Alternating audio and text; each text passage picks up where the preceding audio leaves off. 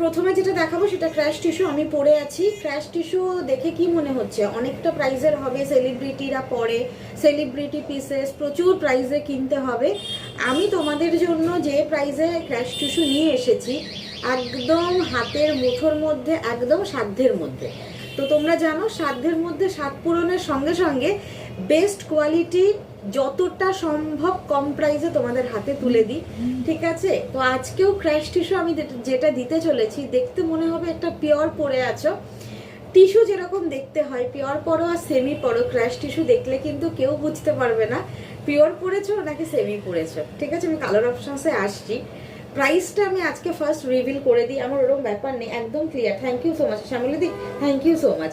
সঙ্গে থাকো প্লিজ, একটু কমেন্ট করো, একটু রিয়াকশনস দাও, আর অবশ্যই কালেকশনস কেমন লাগছে সেটা কিন্তু অবশ্যই জানাবে। ক্র্যাশ টিস্যু আমি যেটা পরে আছি এটা হচ্ছে একদম মিষ্টি একটা peachish golden colour, peach golden, light light peach golden colour আমি যে কালারটা পরে আছি। তার সাথে এরকম পুরো অল ওভার বেনারস বর্ডার থাকবে, উপরে আর নিচে বেনারসি বর্ডার রয়েছে, তার সাথে পুরো মিডিলে ফ্লাওয়ার থাকবে, ঠিক আছে? পুরোটা ফুল উইভিংয়ে।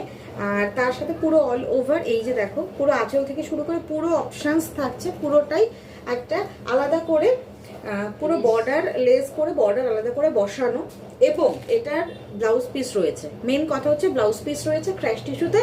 ব্লাউজ পিস অনেকে বানাতে পারো, একটু লুজ করে বানাবে, যারা প্রথমবার টিস্যুর ব্লাউজ বানাবে একটু লুজ করে বানিও, ঠিক আছে? আর যারা ভাবছো যে ডিজাইনের ব্লাউজ দিয়ে পরবো, অবশ্যই ডিজাইনের ব্লাউজ দিয়ে এগুলো ম্যাচ আপ করে পরো। এবার আমি দামে আসি।